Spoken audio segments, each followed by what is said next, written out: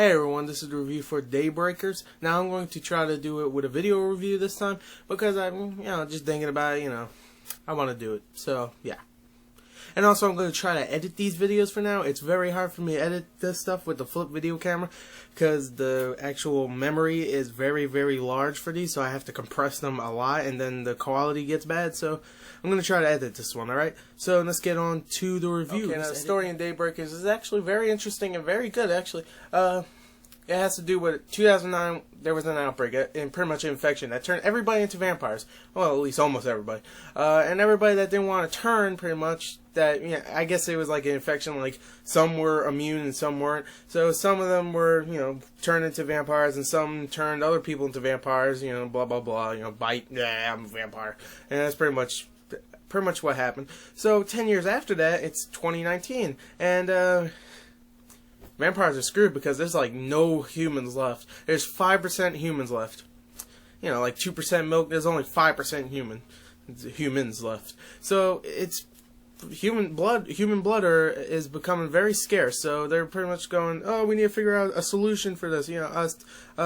Pretty much a blood solution, a different kind of thing that will help us not turn into these monsters that are around, which are, they call it the subsiders, I think, who just turn into pretty much a classic vampire, like, I got wings, I turn into a bat. Even though you don't really see them turn into a bat, you see a lot of bats in here, in this story at least. So yeah, they pretty much want to find out a solution not to turn into these, and the company manager, the company, I guess, whatever, the owner, I guess, I don't know what the hell he is. He pretty much, he's played by Sam Neill, who was in Jurassic Park, if you don't know. He was in Jurassic Park 2. I mean, no, he's in Jurassic Park 1 and 3, not in 2, because, they couldn't afford to get a good actor. So, yeah, he's actually very good in this also. Obviously, I just say he's very good.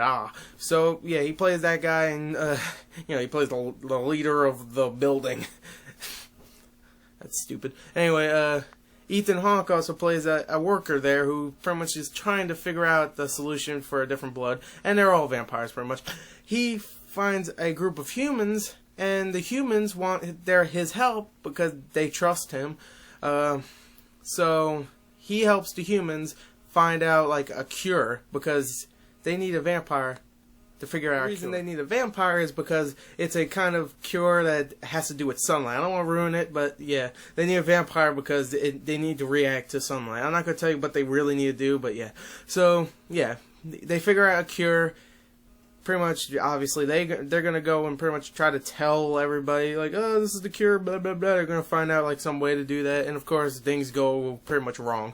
And that's pretty much the story. The story is great. It's a very smart movie. I love it, actually. So, yeah, definitely the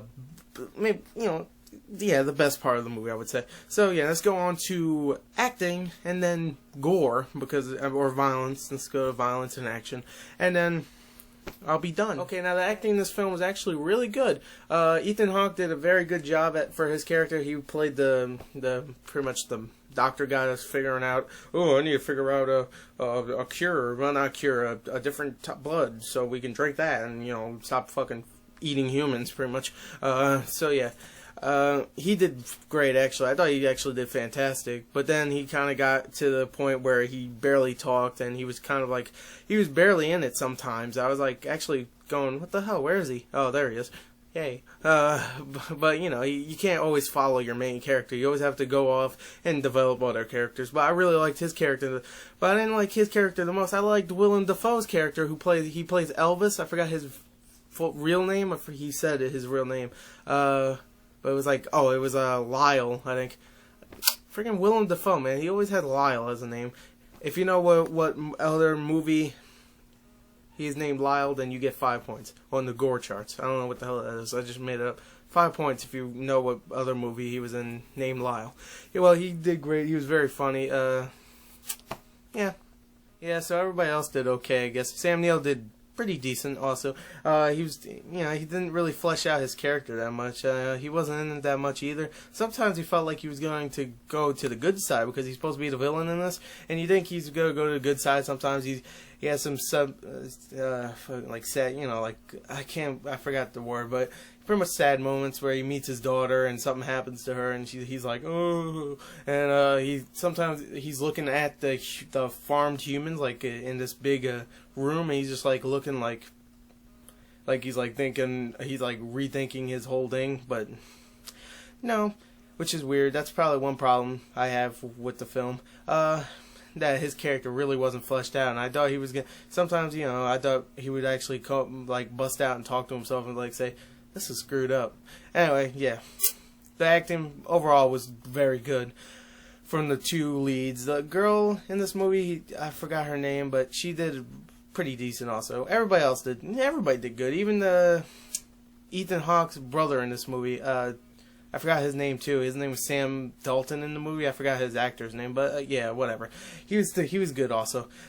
Overall acting was decent. So let's go on to violence / action, which is my last category. And now anyway, the violence and the action were badass. Okay, now this is a very, very low budget movie. I mean, it's like 20 million. I mean, that's not very, very low budget, but for a vampire movie to come out these days, that's pretty low budget.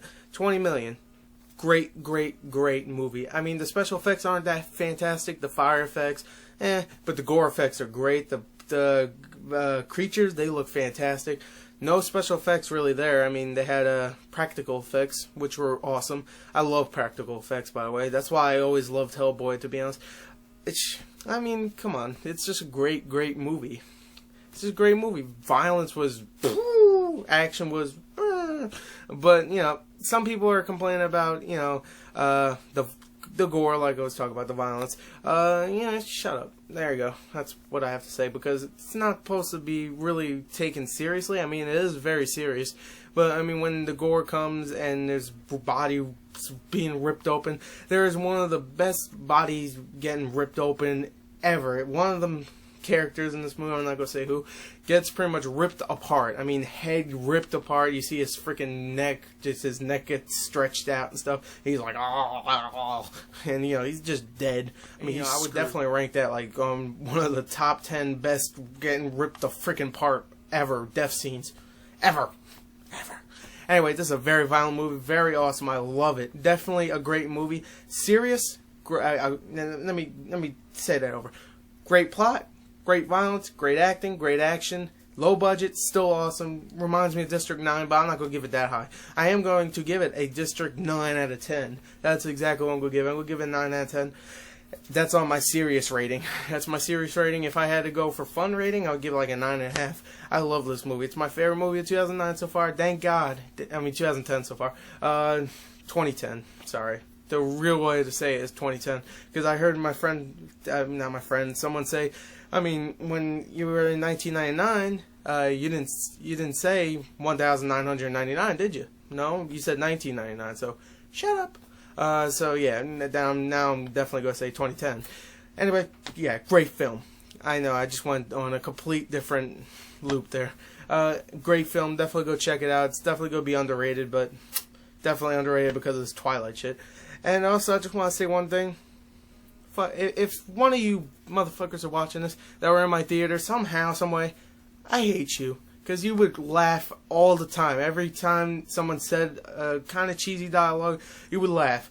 Everybody was talking through the movie. A couple people left. If somehow, some way, you don't even know me. If you saw this movie with me, somehow, I will kill you. Because you almost ruined a great experience. Because you wouldn't shut up.